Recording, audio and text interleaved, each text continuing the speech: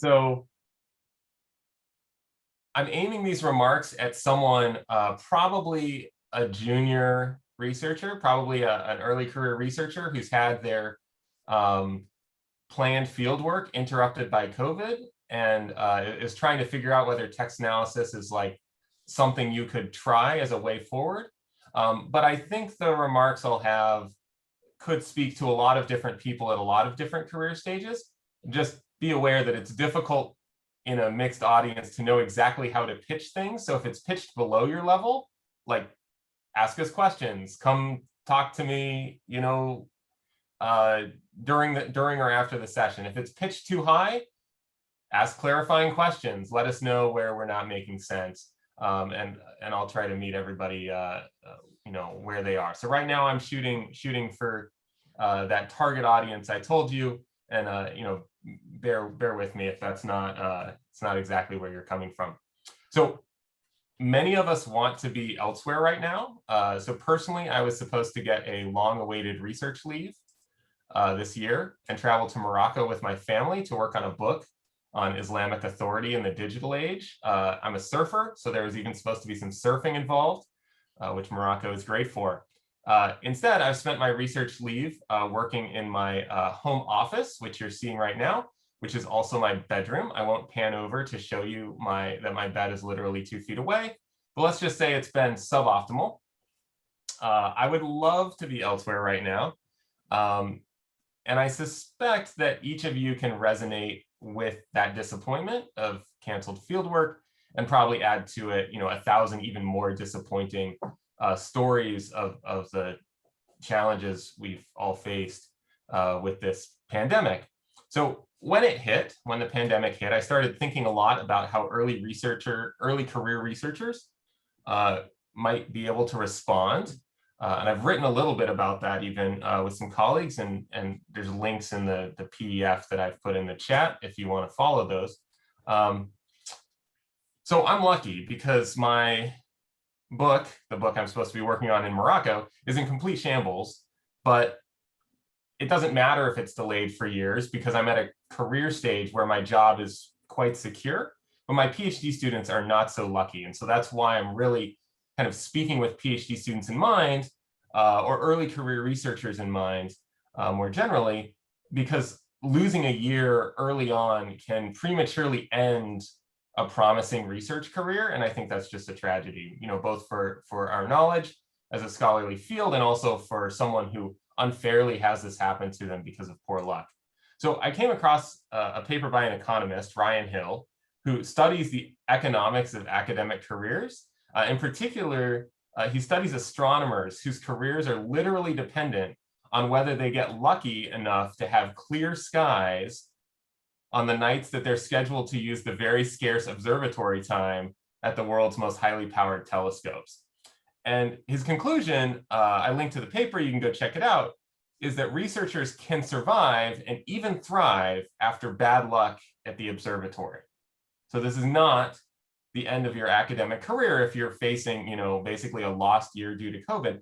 But the way that people survive is by diversifying their research portfolios and shifting effort between research streams to circumvent the challenges they're facing, right? So this resonated with me because it actually echoes how I got started doing text analysis. So I entered graduate school in 2007 with a plan to do field research in the Middle East. But then my wife and I had a child in 2008, and we did not have the financial ability anymore to spend a year abroad. Basically, we were broke, and research fellowships do not pay for families for the most part, which I have a lot of beef about, but never mind. So we never actually got to do that year of field work I hoped for, although I was able to take some shorter trips to Cairo that were, you know, very important for writing my dissertation and book. So at the same time, I was getting increasingly curious about the online fatwas. These are Islamic rulings that I was seeing online just as I was trying to keep my Arabic language skills fresh, right?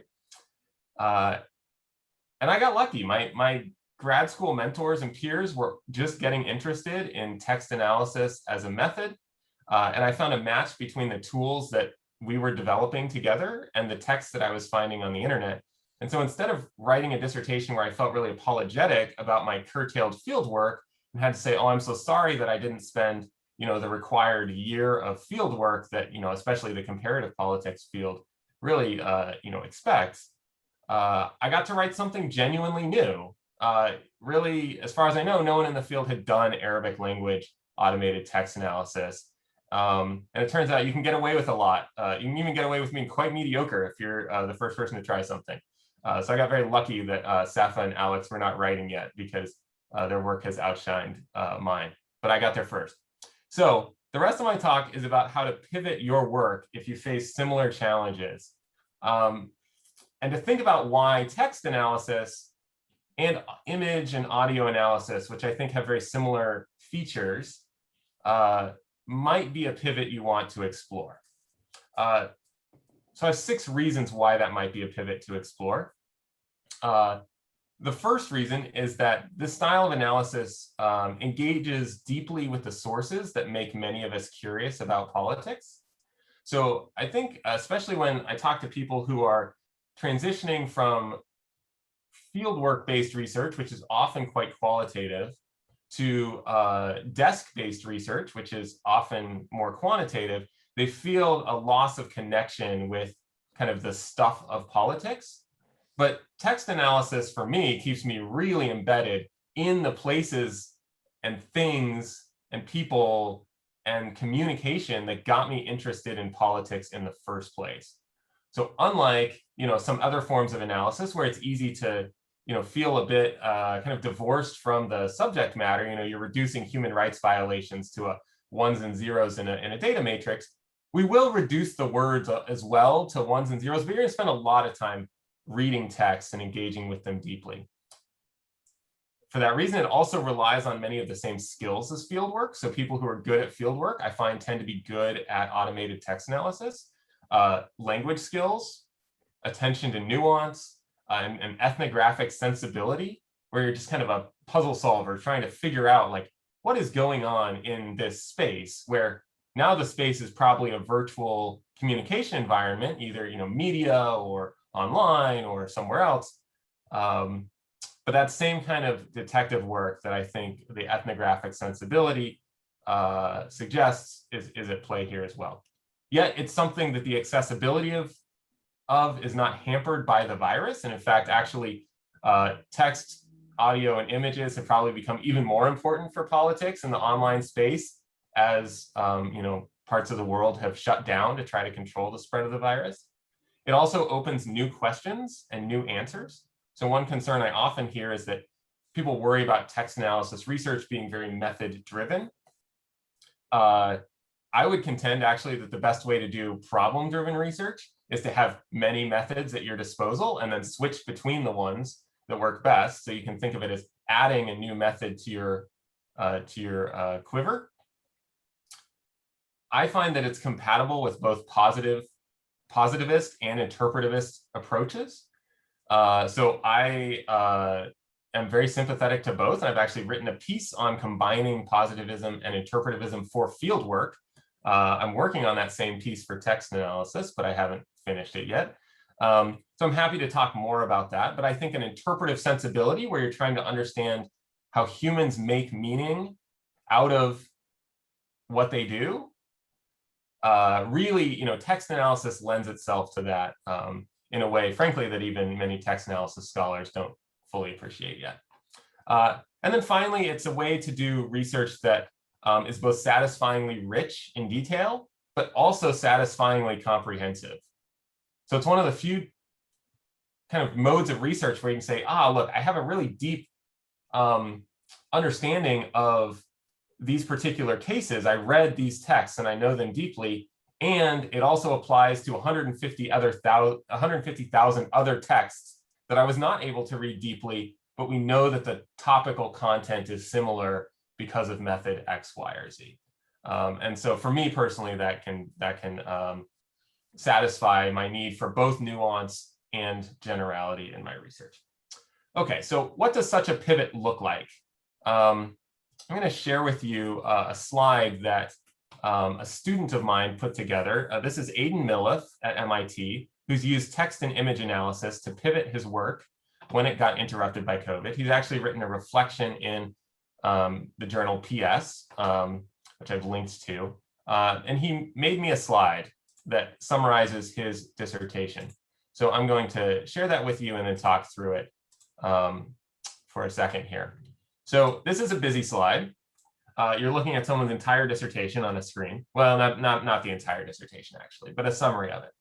So the backstory is that he had flown to Egypt 2 weeks, or sorry, Egypt. I'm talking about my research now. He'd flown to India 2 weeks before COVID really hit, and called us and basically was like, cases are going through the roof. What do I do? My interviews are going so well. I don't want to pull the plug, but I feel like I ought to. Like, I feel like it's not going to be safe for me to stay here, and it's going to put research participants at risk if I do stay here.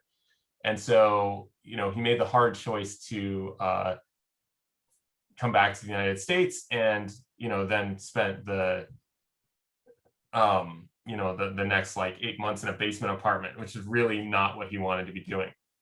So his question before, you know, COVID hit was, when people are exposed to political violence, which emotional experiences are associated with fleeing, fighting, or freezing as kind of modes of survival when you're facing political violence? And he decided to study Indian Sikhs responding to violence in the 1980s. And he was going to interview them. So he was doing these interviews when they were all canceled. So instead, what he did is he found several large oral history archives and identified algorithms for recognizing the emotions on someone's face automatically. These algorithms are not perfect. In fact, we struggled with, they have difficulty with turbans, which is a real difficulty when you're trying to analyze the emotions of Sikhs reporting in an oral history. But he was able to back out emotions, correlate that with the text of what they were talking about in Punjabi, and then he has this for 35,000 frames. That's you know, every 300 frames or so for about 500 videos. And then he's able to run a statistical analysis where he can show that when people talk about fleeing and why they fled, their faces are expressing more fear and surprise than people who stayed and fought, or people who stayed in place but did not fight. And this was, I thought, a really impressive pivot, especially since this was not exactly his skill set going in.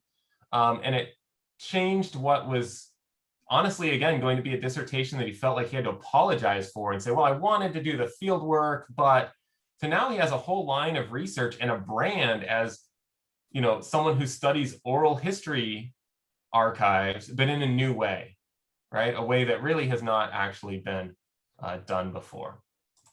So that's one example of a pivot, and I think a very exciting one.